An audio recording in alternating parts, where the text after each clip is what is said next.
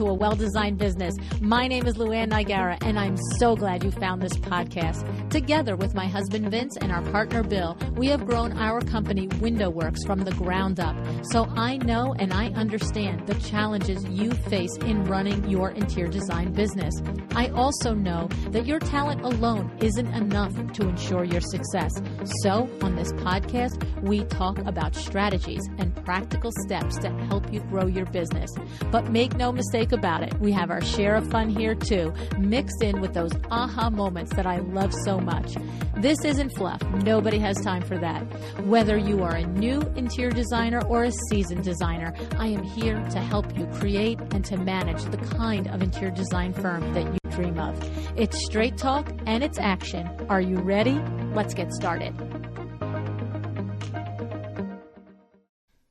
Hi, welcome to A Well-Designed Business. Today's show, Debbie Mathews is going to walk us through how she has implemented effective systems so that she can take care of all those little itty bitty details that we all have in our business that take our focus away from the big things in our business. Now, don't get me wrong, she's got some systems for the big things too, but the aha for me was those little itty bitty ones. So Debbie Mathews Antiques and Designs is located in Nashville, Tennessee, and they are a full service interior design firm specializing in high-end residential projects. From new construction to simple refreshes, Debbie's goal with her team is to realize each room's greatest potential. So what I want you to know is that Debbie was in the midst of the last couple of years of revamping her business, 30 plus years in business, and she took another look at it. It was growing and she needed to address some things. And two of the priorities for her was that she wanted to create an environment where her team was less stressed, but she also wanted to make sure that she consistently delivered A-plus client experience even though she was growing. And if you heard my show a week ago Thursday, I think it was, or 2 weeks ago Thursday, then you know that is not so easily done. So I'm looking forward to sharing this conversation with you. And I also want to thank Kirsch, our sponsor. You know Kirsch is your go-to for the most reliable drapery hardware. At WindowWorks, we have used Kirsch since the first day one in business. Kirsch is a 100-plus-year-old company, and what I love about them is they are one of those companies that always innovates. They don't just sit there with the same product, the same things they've always done. Recently, they revamped the Buckingham collection, giving it a newer, fresher look for the future in the modern era. So definitely, if you are not familiar with Kirsch, please go to kirsch.com, KIRSCH.com. When you're there, you can, of course, see all of the product, but then you'll look for the design trade distributor in your area and then ask that design trade distributor to give you a virtual tour of the products and everything that's available to you. All right. So KIRSCH.com. Okay, here we go. Let's hear what Debbie has to say.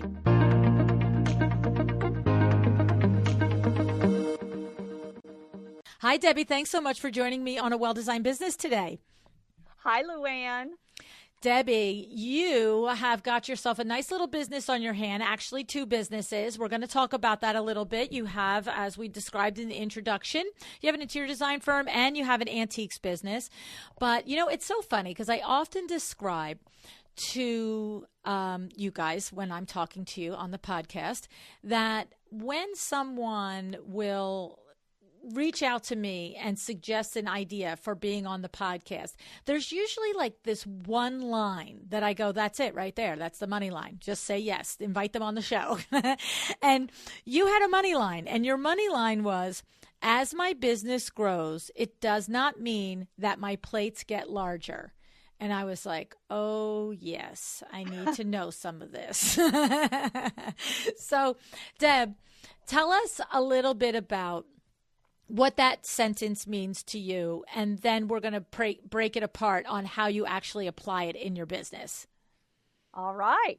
Well, I can honestly say over the last few years that we have experienced some growing pains, which of course is great news, but it's also really forced me to look at what is on my plate, what absolutely must be done by me and what things can be delegated.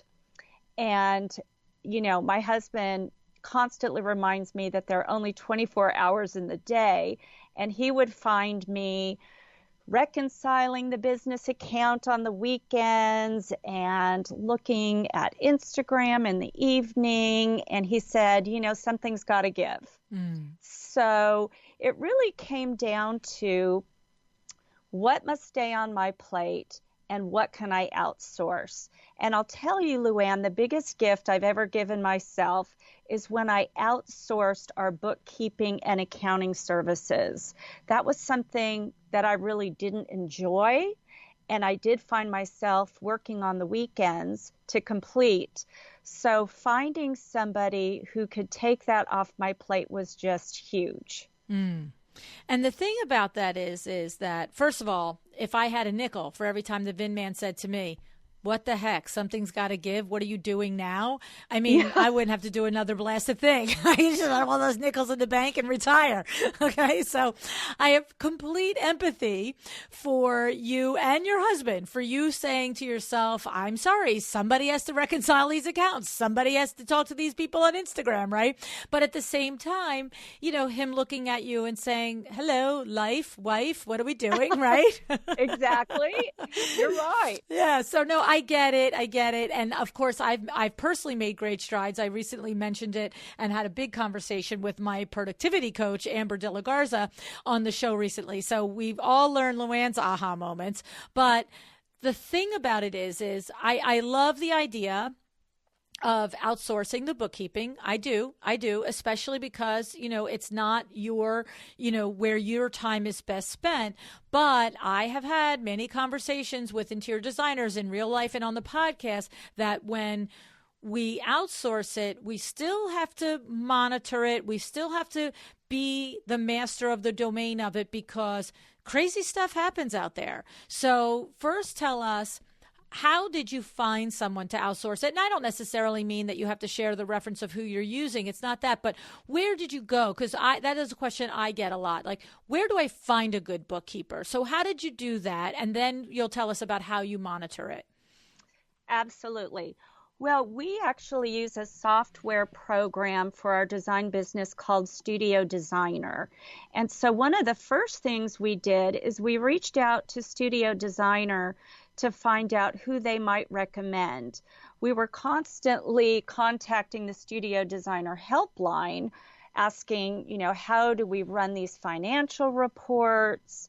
How do we best reconcile using this program? And they said, well, there are a couple of experts, people who actually teach others about this software program. And so they gave us a list of names. And I just made phone calls, interviewed some of these folks over the phone because really all the experts, recommendations were not people here local in Nashville. So I actually ended up with a bookkeeper accountant who's located in Arizona, and here we are in Nashville. So it has just been one of the best decisions I've ever made. I was worried that it was going to be extremely expensive, but really when I calculate the amount of hours I was spending on trying to reconcile and, create the financial reports, pay my sales and use tax, it was several days a month. And so really I'm saving money by outsourcing the accounting and bookkeeping. And, I haven't completely relinquished all of it because I do look at my accounts every day. I still continue to make all of the deposits. We do have regular, email communication. And then when necessary, I can easily pick up the phone, and if she's available, she'll answer, and if not, she'll get back with me. So it's really worked out well. We started with her. Her company is actually My Studio Desk about 6 months ago, and it has just been a lifesaver. Okay, so she's going to get flooded. Tell her to get ready. I'm just saying. You might prepare her because now her husband might be saying to her, something's got to give. Yes, exactly. But anyway, so the thing is, okay, here's a couple of things that I love in here. First of all, I heard in there that you already knew how to do your books. You knew how to reconcile your accounts. You understood your whatever software, whether it was QuickBooks or whatever you were using, you knew how to do it before you turned it over. Am I correct? Oh, absolutely. Right. I did it all myself for years. Right. So this is key. This is key because if you don't understand how to do it, you cannot be the person who oversees it to make sure it's being done properly. And then I also heard in there that you look at your accounts every single day. Correct. Yes. And that is the truth. That is the key because I know that we don't need to do everything, but I think what my big message is, especially when it comes to your money, I think you need to learn how to do it to let go of it. You know what I'm saying? Yes. Right? Unless you happen to be like in a partnership. If Vin was my working partner in this business, like he is in WindowWorks, I'd be like, great, that's your superpower. See you bye. Right? But he's not in this business, 5 days a week and knowing what's going on. And so I need to understand it from the book's perspective so that I can make the strategic decisions on the front end on what to do and how to make my money work for me, right? Absolutely. Yeah. And so the thing is also that we've had the stories that Peter Lang, the designer CPA, has told us about the horror stories of designers that have hired out their finances and didn't understand it first. We've had Corey Damon Jenkins tell us the story at LuAnn Live, how his bookkeeper was stealing from him. We've had other designers come on the show and tell us how by not understanding it first before they turned it over and or understanding it and turning it over, but then being like, okay, bye, see it 4 times a year for our quarterly meetings. That's no good. You do, like you said, you look at your accounts every day. Yes. And then we look at them regularly, and report on our, monthly metrics, looking at the big picture, diving deep into sales across all platforms and orders placed in the design business. And then we sort of look at them not quite as deep on a weekly basis. So not only am I looking at the books every day, the whole team is actually aware of where we are on a weekly basis, with respect to meeting our monthly sales goals. Mm-hmm. Mm-hmm. That's exactly how we do that as well. It's every single week we have a meeting and this is where we are month to date. This is how it compares to last year's month, at this point. This is where we are year to date. This is how it compares to last year. This is how it compares to our target. We're 100,000 behind our target. We're 300,000 ahead of our target, wherever we are. But we have this conversation every single Monday. And for us, and I imagine it's the same for you, one of the reasons why we do it is because it gives us all the chance to make a move if we need to make a move, right? Oh, absolutely. And, we really just implemented looking at the metrics on a weekly basis just several months ago. And what I have seen is it really motivates us. If we're a week into the month and we haven't made any sales or placed any orders, it really makes a difference in how we perform each and every day. Yeah. So, no, absolutely. That's the same with us. What I love about it is if we're ahead of month to date and year to date, or even ahead of what we projected. Anything that has the word ahead, we all feel great. We're like, yes, let's do this. And it does. It motivates you to do even more because you're like, well, we're already ahead. But at the same time, if you're behind, it's this, as you said, you make adjustments. It's a different kind of motivation, right? Oh my gosh, yes. Yeah. Absolutely. And so we're looking at those metrics, obviously, for the design business, we even measure things, LuAnn, like how many meetings have we had this month? How many installs? How many measures? So how does this month compare to last month? Or on the retail side, how many walk-in shoppers have we had? So we are really measuring so much more than we ever have before. That's terrific. And what inspired you to start leaning in and measuring this data all of a sudden after, I mean, you're in business 30 years, right? Yes. Well, I guess a number of motivators. One, my husband would always say, Debbie, I don't think you have a system for turning inventory. You need to really look at, how long do you have the typical piece of inventory? So I kept hearing that over and over. And that inspired me to purchase some, business reading material, books about running a retail business. And everything I was reading across the board was, if it's worth doing, you have to measure it. And so, what gets measured gets tracked, whatever that saying is, right? Oh, what gets tracked gets done, right? Exactly. And so we sort of we have one staff meeting a month that is significantly longer.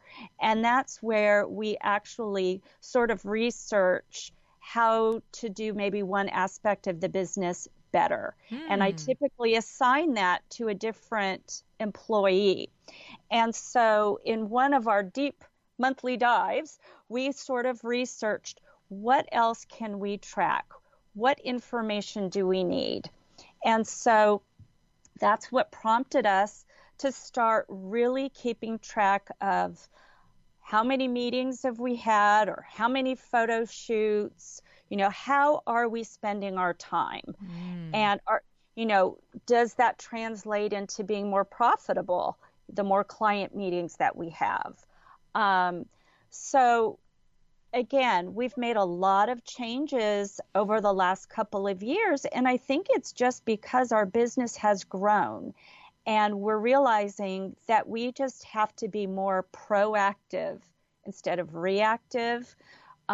We have to have, just better systems in place across the board.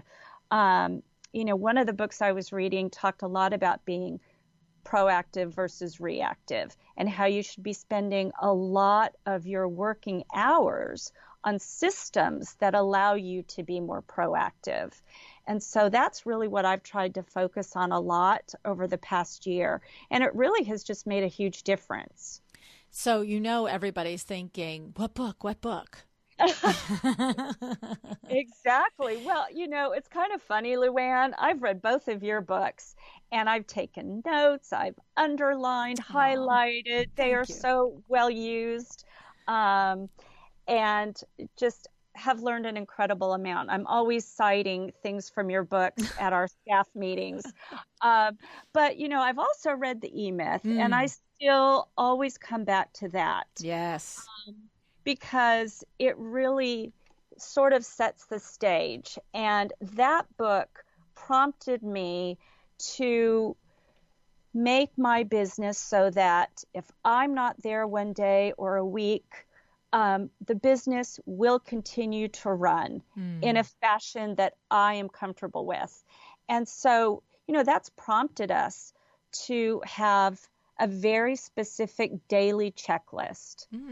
And this checklist, literally has items, walk in, turn the alarm off, turn the lights on, check to make sure that all the light bulbs are working, very specific tasks, in addition to tasks that might be specific to that day of the week. We do different things on Mondays and Fridays, for example, that we might not do Tuesday, Wednesday, and Thursday. I mean, the way our weekly rhythm is sort of set up is that Mondays and Fridays, we try not to schedule too many client appointments. Those days are really geared toward preparing for client meetings. My office manager spends a good portion of Monday and into Tuesday checking on every single order that we have in the pipeline. So, again, our daily checklist may look a little different for each day of the week, but it's very thorough. And, it talks about, have you, cleaned out your email? We actually use a form of communication in our office called Slack. I'm not sure if you're familiar with that, but have you responded to everything in Slack? So we tried this checklist trying to be, eco-friendly, save the trees, not print it out, have it online, and it just didn't work as well. We actually have the checklist on a clipboard, and you have to physically put a check mark next to that task. And then at the end of the day, 2 employees must sign it.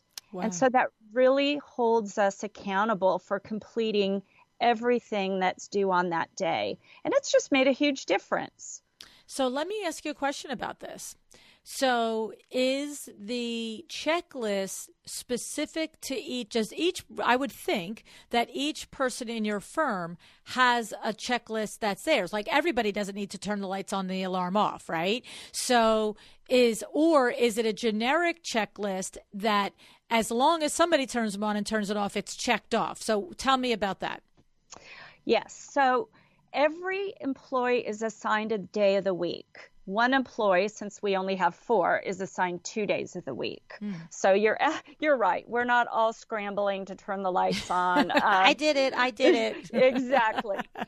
So the clipboard lands on one of our desks each day, and that is our responsibility for that day to complete all the items on that list.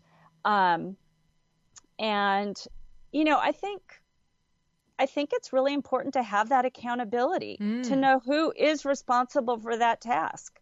So that's kind of how it works. Now, that checklist is very different than the list of tasks for our client projects. Okay. Right. So that would not be on that checklist. This is really just more running the office. The office administration of it. So here I go all the way down into the rabbit hole because it is crossing my mind. So I understand the very specific lights on, alarm off, coffee pot on, coffee pot off at the end of the day, which, by the way, about 5 days a week, I find our coffee pot on and everybody gone. Drives me insane. I'm like, oh my God, guys. Anyway, so the thing is, beyond those big things like that, that are little, but that are big, right? Because if we leave it on, there's a fire. That's a big thing. Cancel, right? Like for us, it's like, what is that called? We have to reconcile the batch out the credit card machine every night. Yes. Make sure we batch all that, right? But beyond that type of stuff, what else is actually on there? Because I'm curious when you talk about because it sounds like there's a lot more there than just the process for opening and closing the business. Well, yeah, there definitely is. Like I said, checking your Slack, checking your email. Fridays are a little different, as I mentioned, because we're not just an office. We actually have a showroom. We'll typically have fresh flowers or plants that need to be watered. There's a lot that goes into keeping your office open and closed. Now I'm hearing it, right? Yes. Because if somebody isn't actually tasked with making sure the flowers aren't dead out into the showroom space, you could walk by and the roses could be there for 3 weeks. Exactly. Yeah. Okay. Exactly. Totally get it. We typically have, because we sell fine linens in the retail side, our bathrooms have fine linens, so somebody needs to take those home and wash them. So it's just a lot of those small items, in addition to checking the emails, checking all the messages that accumulate in Slack. That's how we communicate in the office. And so not leaving until you've checked those items. But as I mentioned, when it comes to client tasks, that's completely different. We use an app called Todoist. I don't know if you're familiar with that. And we actually have a list for every single client in Todoist with the tasks and subtasks associated with that project.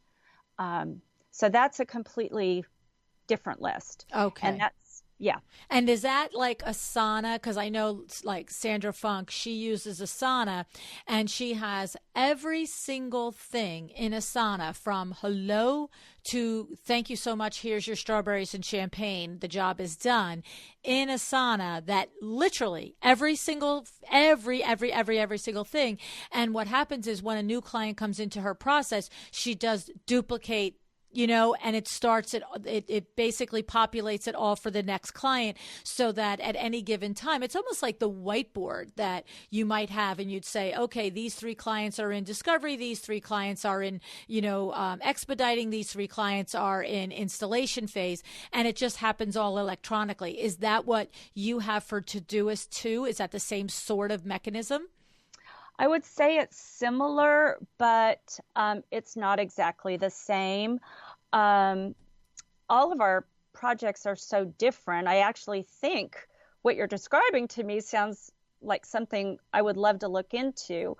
Our list or Todoist might be a little bit more simplistic than that, but after we have met with the client in person and we have determined the scope of that job, we make an outline in Todoist by room, all the tasks for each room, and then who is assigned to complete those tasks.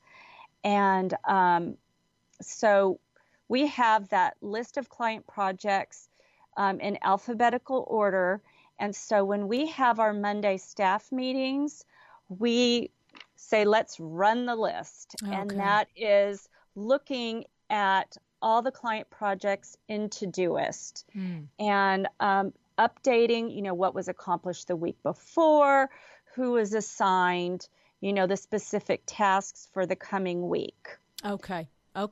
I like it because that's, again, it almost strikes me as it's not so much a system for executing the process of a project. It sounds like it's a system for grabbing all of those little crazy details that sometimes get overlooked, like changing the flowers and washing the linens in the bathroom, right? It's connected to the project. Like maybe not every project do you need an electrician, but this project you do. So in here, it's called the electrician because we're changing from, I don't know, sconce lighting to ceiling lighting. I'm making up crazy stuff, yes. Right? Okay. Yes. Okay. That's exactly right. Makes sense.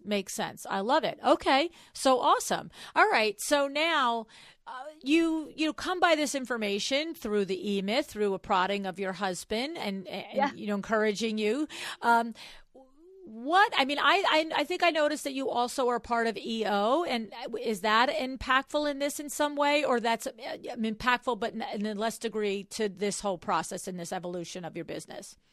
Oh, it's been incredibly impactful, and I'm a new member of the Entrepreneur Organization, and I don't know if you're familiar with it, but it's actually a global organization that's been around, I believe, since the 1980s.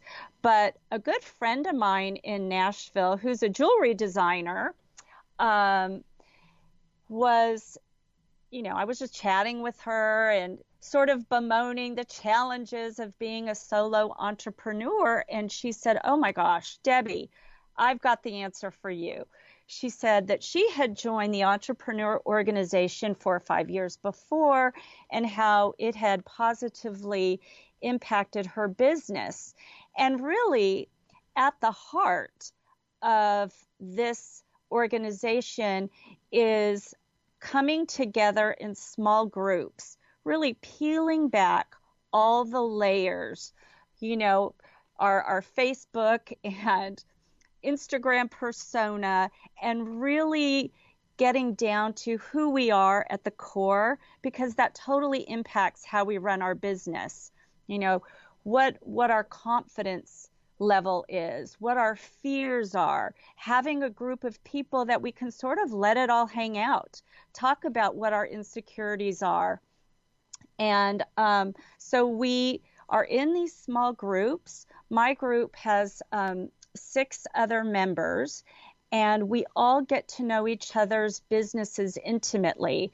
And, you know, in my particular group, there's a restaurant owner, a golf course owner. So people who have very different businesses than mine, but we all have very common struggles, whether it's managing employees, you know, how we were coming through the whole COVID situation. So it's really been helpful for me to have this core group of individuals. You know, they've got my back. They're a sounding board.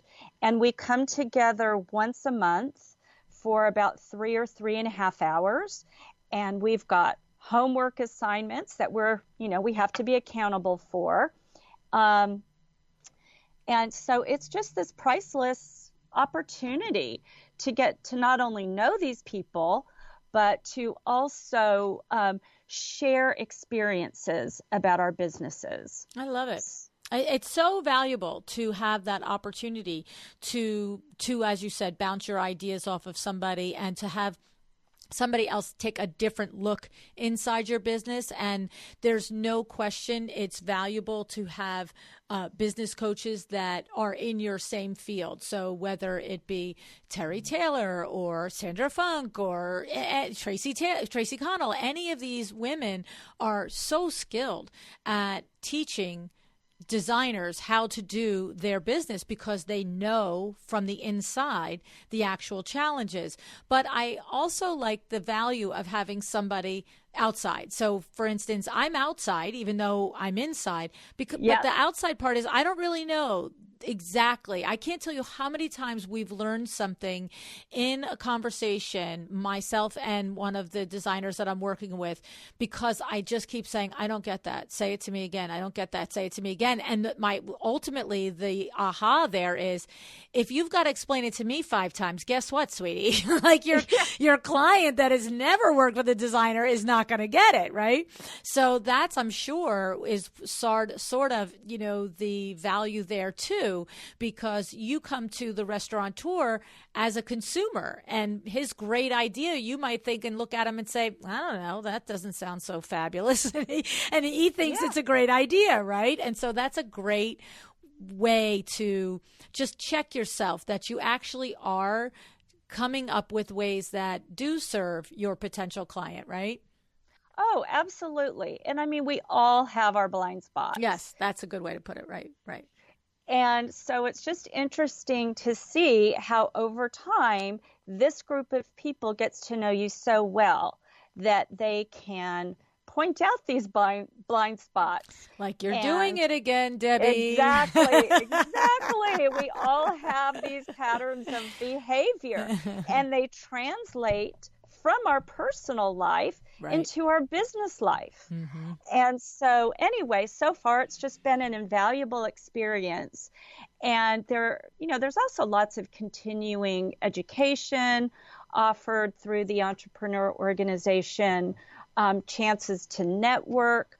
So anyway, it's just been a really positive experience so far. And, you know, for your listeners who are looking for a way to get to know other like-minded individuals in their community, I would just highly recommend it. That's great. I just wanted to, definitely because I've had a couple of designers over the last several years say that they've been part of the EO organization. And so interesting. And it's so funny that you said that, the things that you do in your personal life, you do, the blocks that you have, the mental blocks and the patterns that you have in your personal life, you do carry them to your business life. And that, when you said that, it reminded me of Desi Cresswell, who is is an interior designer turned life and business coach. And that's her sweet spot. That's her specialty of helping you and working with you to identify, the beliefs and the patterns that you have long established that you don't really always see the connection to how they are, preventing you from achieving something in your business life, right? Oh, absolutely. And I think, one of the things I've learned from my EO group is, so many entrepreneurs have these perfectionist tendencies. And, sometimes those tendencies keep us from taking that next step. We've got the fear of failure.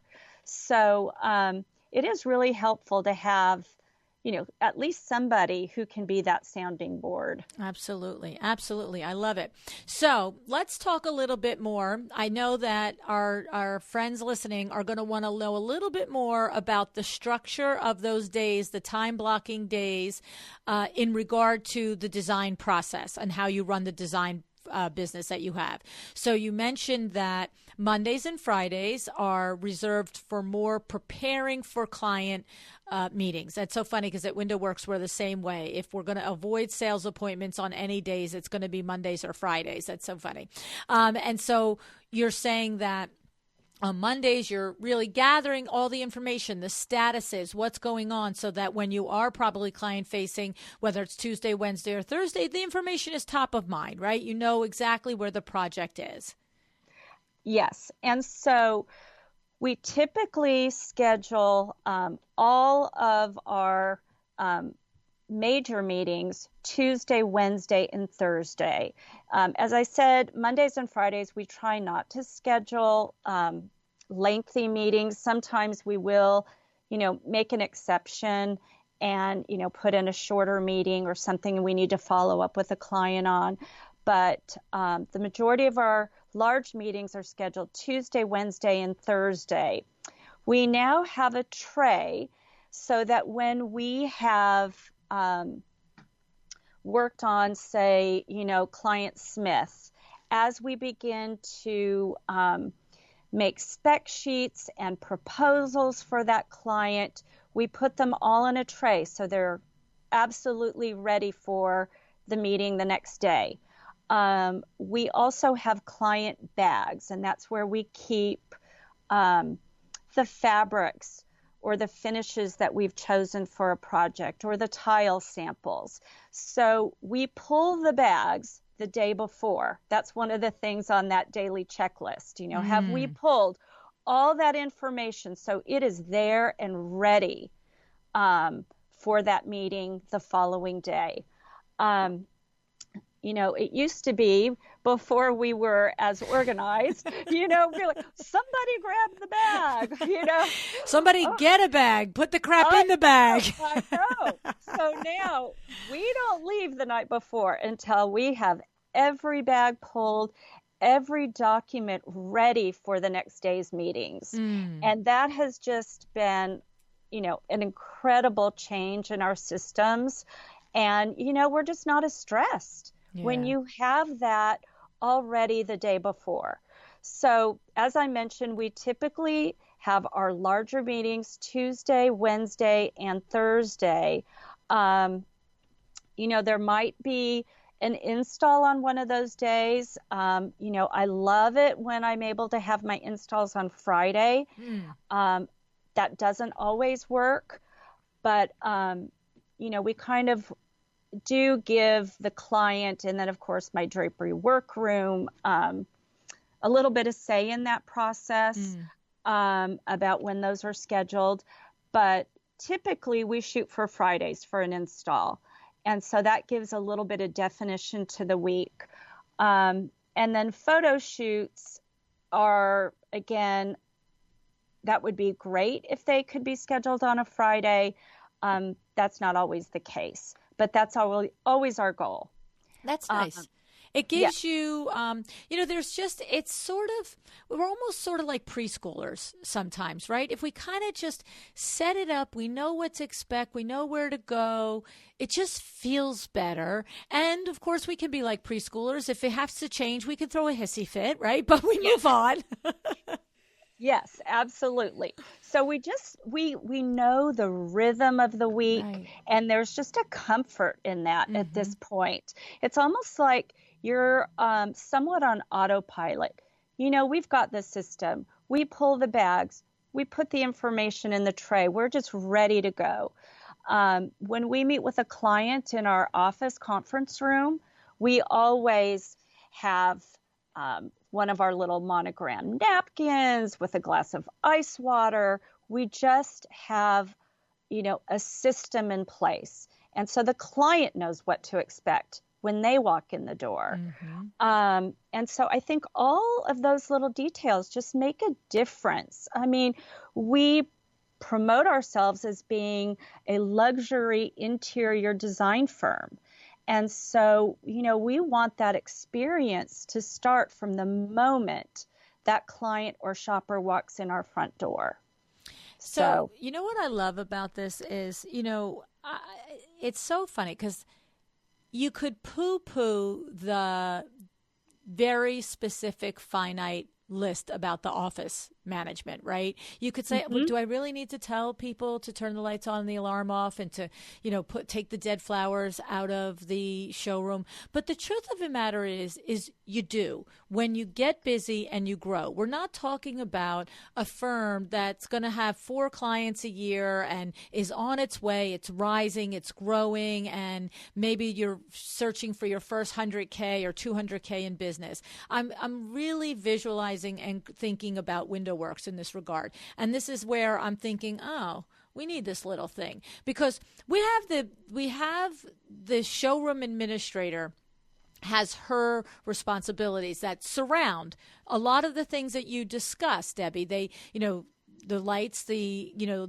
air conditioning, the TV monitors, all the different things, okay? But we don't have it all the way down to who empties the garbage, who make sure the paper towels and the soap are there, because guess who does that? Yes, I know. And I'm not even going to say, I'm implying by my flip thing here that I do it. The truth is I do it a lot. But my point is, I'm not the only one that does it. Sometimes Kim does it. Sometimes Vinny does it. Sometimes one of our installers does it. But the point is that I get that it's so nice if it's just like, today it's my day to do this. And now I'm not the one who walks into the bathroom and thinks, oh, for crying out loud, there's no toilet paper in here. Exactly. Right?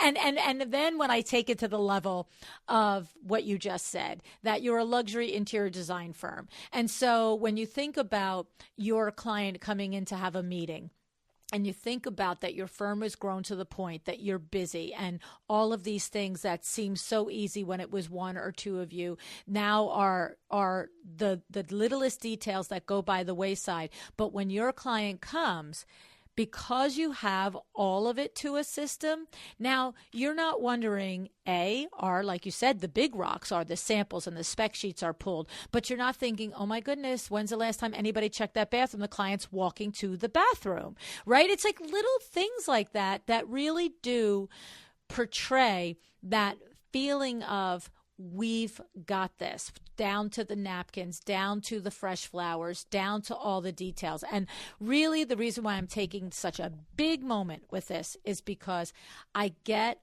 when you're smaller and you have less volume that this is so easy to do. But as you get bigger and you grow, then this does become the afterthought. It's, oh, we've got somebody coming in, did we check the bathroom? As opposed to, I don't ever have to worry about it. It's all good, right?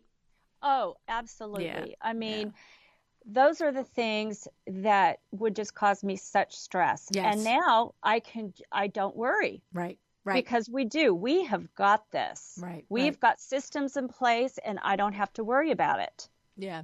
It's, you know what it is? It's the difference between the person who runs their home in a manner that is, I go to the grocery store twice a week. I get my meats. I get my vegetables. It's always there, as opposed to the one that's like racing home from work at 7:30 going, oh, for crying out loud, there's nothing to cook for dinner, right? It's that difference, right? Oh, 100%. I don't do either of those things anymore, but I remember those days. Yes, exactly. Yes. No, and the thing about it is, and I think why I'm stressing it is because when that is locked down, and to use your word, on autopilot, now your brain and your team are really free to focus on the things that up level the client experience that relates to what they're paying you the money for, which is the design, because you're not worried about all that little nonsense stuff. Oh, no. And, first impressions matter. Now, Yes. often a client's first impression, might be me walking into their home. But in our situation, many of our shoppers become clients. So if we don't make a good first impression from the moment that person walks through the front door, you don't get a second chance. Right. And so we want, not only for our office showroom to be clean and sparkling and beautiful, but yeah, we need there to be toilet paper in the bathroom. And we need to look like we know what we're doing. So anyway, we have just found that those details matter.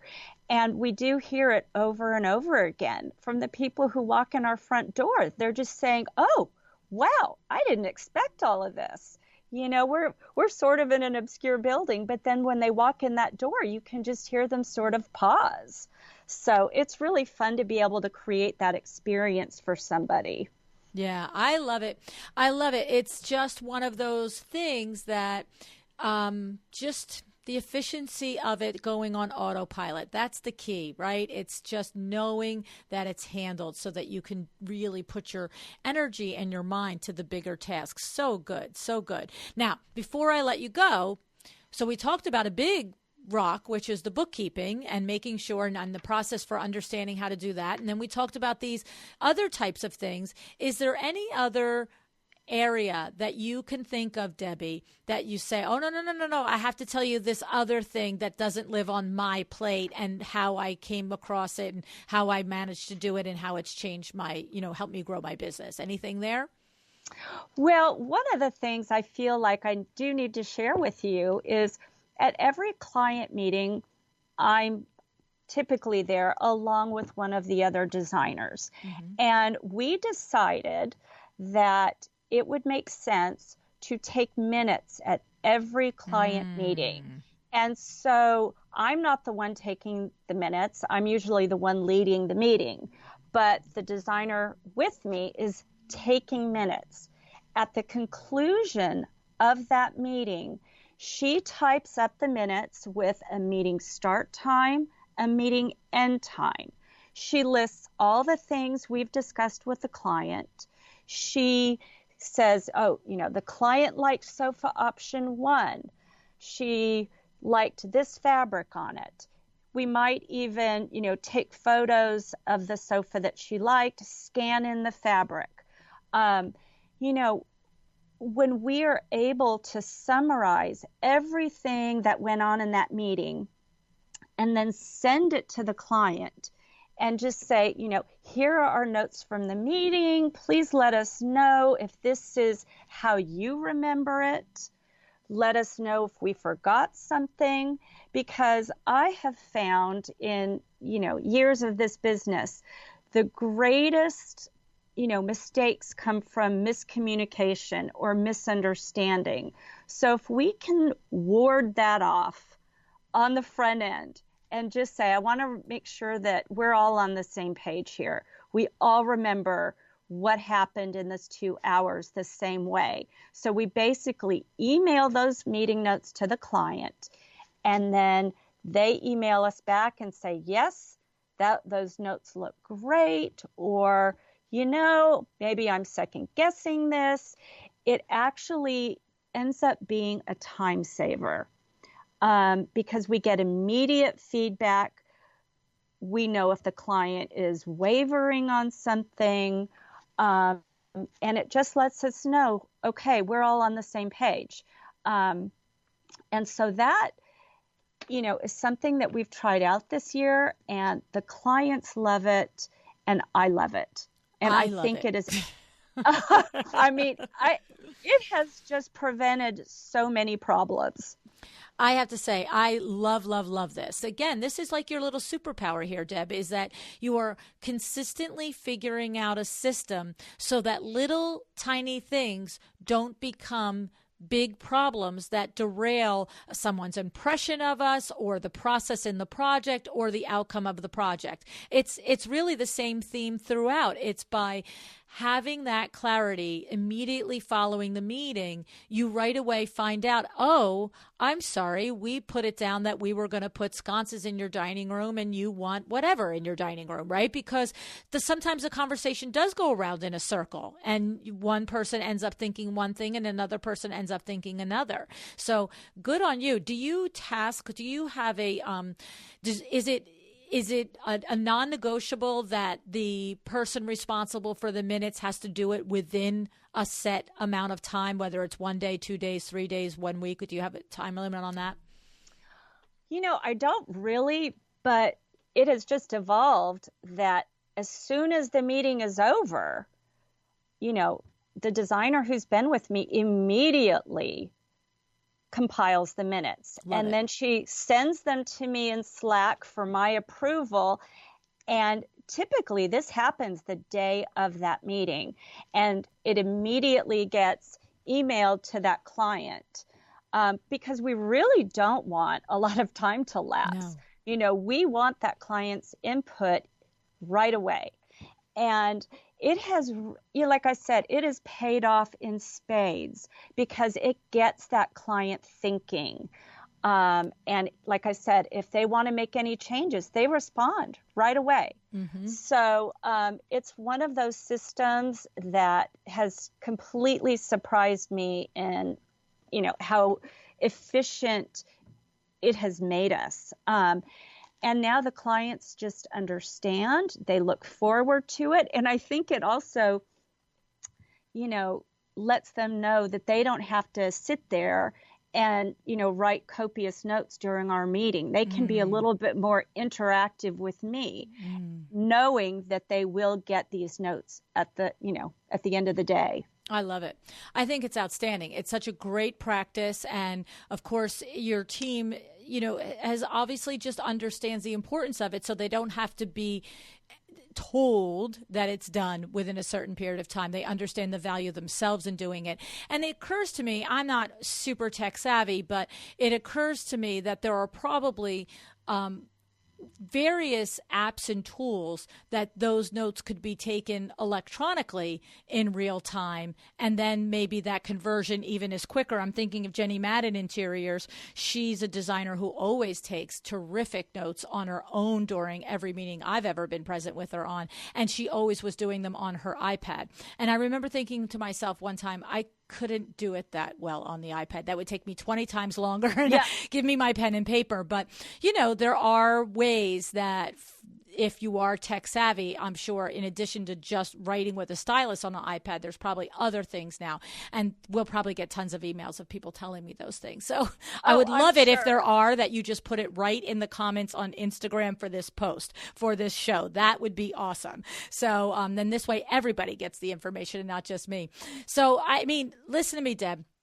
I love the way that you have structured your firm with the organization and the tools within it to support not only you as the principal, but not having to have everything on your plate. But I also can really imagine that each of your employees probably experiences a great deal of satisfaction at the end of the day. Which one of us doesn't love to have a checklist with all the checks on it? Honestly. And so I just think that having that structure and everybody not only having the gratification of completing a checklist, but also having the gratification of understanding that every single one of them is important to the overall management and running of the business, that each one takes an integral part every day. So really, hats off to you, Debbie. Hats off. Oh, thank you so much. It's been a process.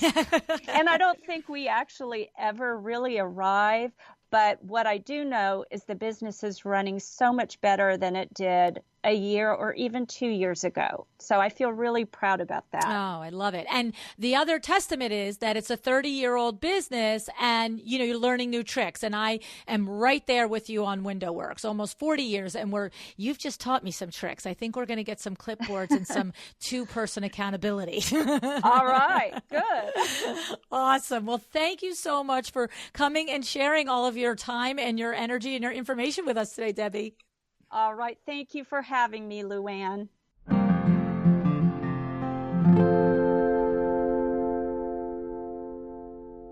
So Debbie, like me, has been in business for more than 30 years and also like me, learning every day, right? This is, we've both been doing this a long time. We both love systems. And what I love is that I learned about a new system that I've already shared with Vin and Bill at WindowWorks, that clipboard thing. Okay. So to listen to Debbie, you would think that she's always been running her business like this, but it's really, as I said in the intro, she's recently come to this and she knew as she started to grow.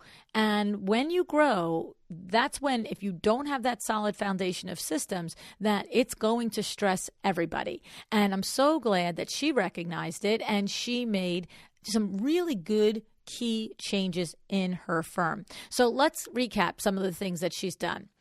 This daily checklist. Okay, old school, but I love it. It works. A printed to-do list of every day's office administration tasks is placed on the clipboard and given to a different employee each day.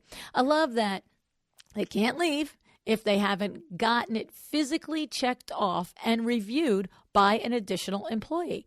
Now, you might think that seems like a little bit much, but I know that it's not, okay? Because what it does is it holds the team accountable, but it also prevents the resentment among the team. Because invariably, when you are running an office and a showroom or both, like in Debbie's case, if no one is tasked with, as we talked about, checking the bathroom, putting the water out for the clients, throwing out the old food in the fridge, then it's always that one person, maybe there's two, that do it. Because either A, they really like things tidy and clean and neat, or they're accommodating personality and they think, I'll do it. But that shouldn't be, right? It should be that everybody pitches in. And I love that. Okay. I really, really love that. It eliminates the drama and everyone knows what, when, where, by whom, how things are going to get done. So, stay tuned for changes at WindowWorks. Okay. The other system that I really love and is close to my heart is so simple, genius, right? Quick turnaround client meeting notes. The way Debbie does this is to have the designer who accompanies her to the client meetings take the meticulous notes during the meetings. I can't tell you how many times Kim did this for me, okay?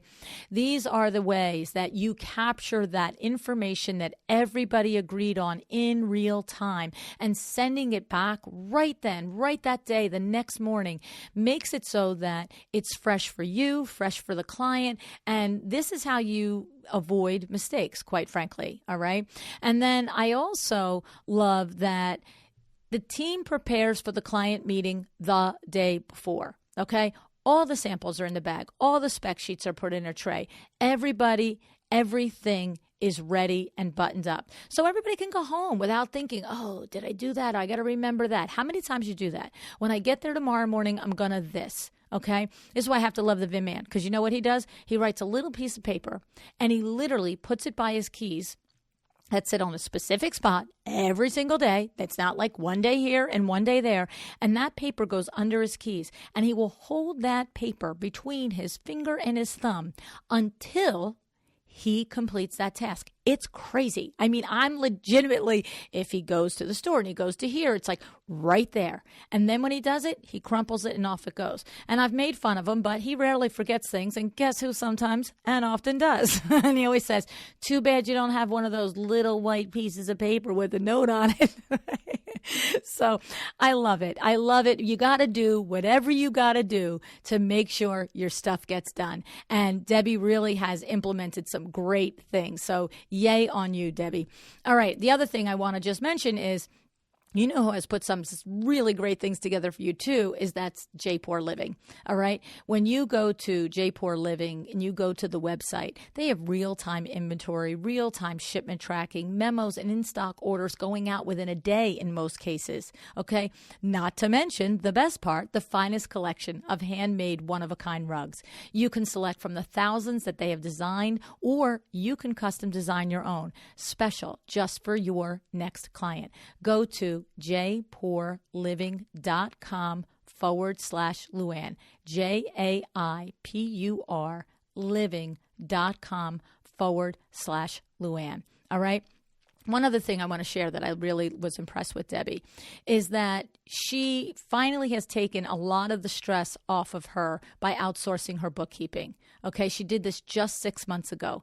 Now, why did it take her so long? Well, you heard her say that even though she was spending several days a month on bookkeeping, she was worried that outsourcing it would be expensive. Hindsight is 20/20, right? Now, of course, she realized that she's actually saving money, actually creating more money by hiring out someone to do something that she didn't love to do in the first place. But she's out now creating other revenue instead of doing the books, okay? Now, huge caveat. She still personally monitors her money. Okay, she checks her accounts daily, just like the VIN man, and she has weekly meetings with her bookkeeper. She's savvy enough to know not to give her accounts over to anyone without putting the supervisions and the check-ins in place. This is key. All right. Now, you know I've got LuAnn University courses coming up that can help you with this. I've got the Designer's Bookkeeping course and the more advanced Debbie level course that guides you through how to monitor your bookkeeper and how to use your financial reporting to make sound business decisions. Okay. So find both of these courses at theprofitisInthenumbers.com. theprofitisInthenumbers.com. All right. And you heard me mention Desi Creswell also during the show. She too has a course coming up, Increase Confidence, Increase Profit. This is for you. If you could use a helping hand to really feel confident and comfortable in attracting projects that are good for you and dealing with clients. Okay. These are just two of the benefits that you will have if you increase your confidence. Okay, so find the information for that at increaseconfidence.com. Now, I'm going to tell you, these courses start in a hot minute. Some of them actually start tomorrow if you're listening to this in real time, like the next day after this show airs. So if you're going to get in late, you may as well. If you've been on the fence, the time is now, okay? So jump in if you want. We'll take you late. Lisa will be, LuAnn, really? Are we going to do it? I'm like, yeah, Lisa, we're going to do it. We're going to let them in. So go ahead and check them out. They're all on my website, okay? Now, I have to say, all of this is not easy. All right. Debbie herself said how much less stressed she is and her team are, though. Okay. So you kind of put in the hard work, but then you sit back and you enjoy the profit of it, right? The profit of less stress and the profit in actually the money. Okay. When you get organized and you start putting in those systems that take care of all those details, it ensures that you and your team are providing your clients with that outstanding, awesome experience. Okay. And what happens from that? Your company grows, your business grows because more people are having that terrific experience with you and they tell more of their friends. So that's the magic in it right there. All right. So I hope that you got some information and lessons and aha moments from this today. I really, really, really do appreciate your showing up and joining me and spending time with me. Pretty soon we have the 600th episode coming up. Okay, so about, 2-3 weeks out from now, and we have a very special episode prepared. I shouldn't say it's not prepared. We're getting ready to prepare it. We have the idea for it. I hope it's a special episode. But anyway, whether you listen that day, this day, whatever it is, I really do, really, really, really do appreciate that you joined me. I love it. Thank you so much. Decide to be excellent. Thank you so much for joining me again today. This podcast is a production of WindowWorks, your resource for custom window treatments and awnings. To learn how we can help you on your next interior design project, go to www.windowworks-nj.com. And if you're interested in working with me on your business, either through masterminds or one-on-one coaching, or you want to know how to get my book, The Making of a Well-Designed Business, or you just want to know what's going on in the podcast land and where I'm going to be, all of that is found at LuAnnNigara.com. Thank you so much. Have an excellent day.